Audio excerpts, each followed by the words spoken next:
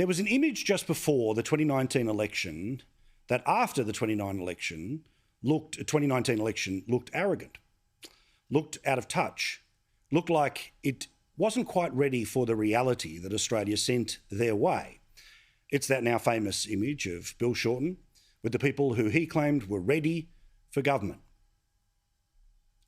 I think when it comes to the 2022 election, this photo might be exactly the same. This was the new leadership team that was going to definitely take Labor from opposition to government. But as you know, this is now an image of two people who were accused of bullying one of their colleagues, a deputy leader who knew about it but said nothing, and a leader who tried to hide from the reality of what was happening inside his party. Now, while much of the media will try to move things on, and I'll show you a disgraceful example of that took place today, normal people in their millions have seen the true test of the character, seen into the character of the mean girls, the deputy who looked the other way, and the leader who hid from being asked questions about this.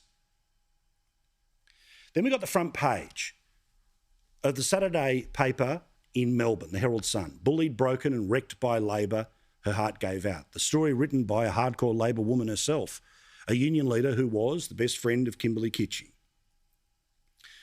Now, Labor has had one way of playing this all the way since the brutality of their behaviour towards Kimberley Kitching became public. It is unseemly and you should never forget it. Did you know she was unhappy? Did she raise allegations of bullying with you? Yeah, I'm just not going to walk down that path. I think it is a fair question at this point, Richard, that you have to answer. I mean, Kimberley told friends that you were going to help her after she was dumped from that committee. Is that something you did? Yeah.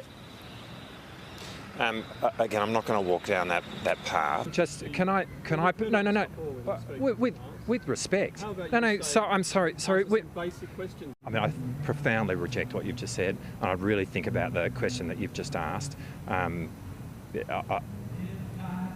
I've rarely said in an interview, but that's offensive. They are expressing the common decency. It does appear to an outsider that when it's the Labor Party, there is always an excuse for this kind of behaviour, but it's never accepted if it's on the Conservative side. Look, no matter what the circumstances are, no matter if there's a trial coming up. What I was going to finish saying is there is a common decency that I think we would all hope, that Australians would hope, your viewers would hope, that is demonstrated when someone has died. Some of the assertions that have been made are not true. The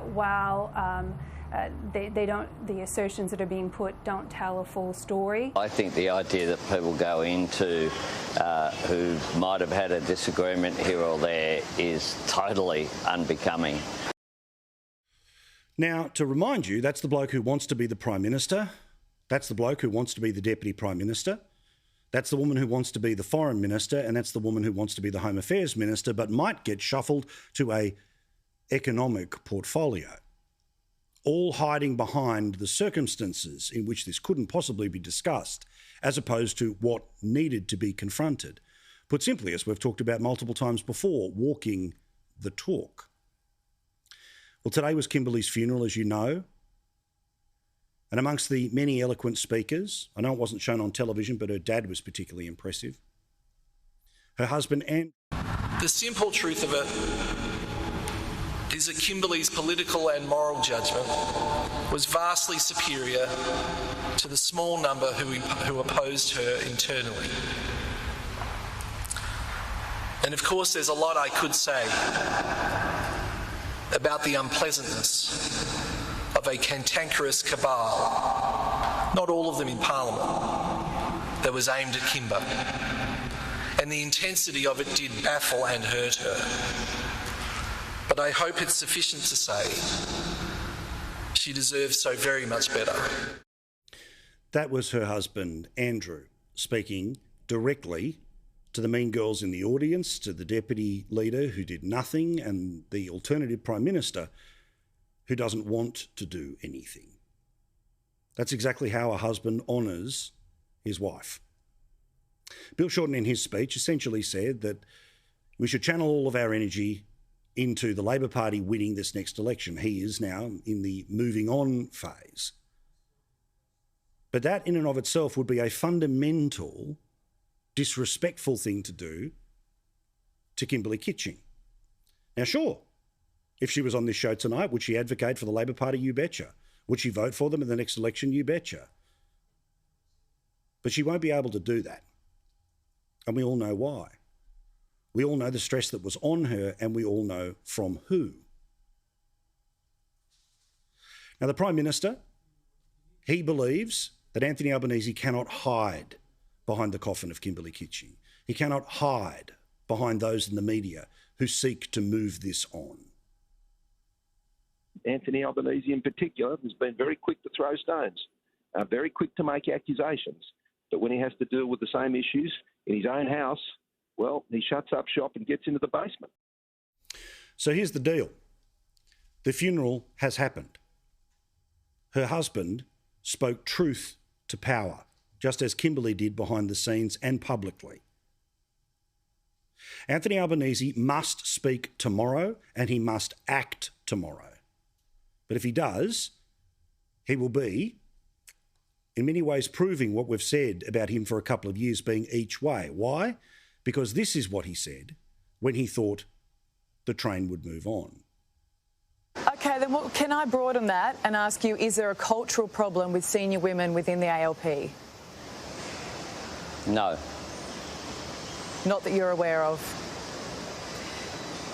No. No. This is what he said on the weekend, that the real victims of all of this were the mean girls themselves. Do you think that there is a bullying culture within the ALP that you need to address? No, I don't. And I think that the people who've been targeted here, Penny Wong, Christina Keneally and Katie Gallagher, are people I'm very proud to have as part of my team. That's not to say that we can't always look to do better. Politics is a really tough business. That all of this is being dug up by a partisan and nasty media. I've got to say, I think this is an unfortunate discussion to have 2 days before a funeral of someone, but the media continue to ask these questions, and that is unfortunate. You're kidding me. This is the bloke who, as we've shown you multiple times before, and it matters, said this in relation to dealing with bullying in Parliament. You know, the entire thing we've been talking about since Kimberley Kitching's death. Must, to put it simply, walk the talk. And I've said multiple times that this bloke has failed multiple times for the past 10 days to walk the talk. He has 24 hours to find a way to do it. But most likely he probably will do no media tomorrow, out of respect, of course, in the desperate hope that they'll be able to gin up some other fake Twitter controversy to move everything on. Well, believe it or not, we're not the only ones who remember what he said in the Parliament. Editorial today in the Australian Financial Review says it's time for him to walk the talk on Kimberley Kitching. So we will know in the next 24 hours who really runs the Labor Party, who really will be in charge of a future government. Is it the new Anthony Albanese or his deputy who said nothing, or the mean girls who claim they are now the victims of this story? Anthony Albanese has 24 hours to show us if he can actually be a leader or he just plays one on television. And these people really run the show.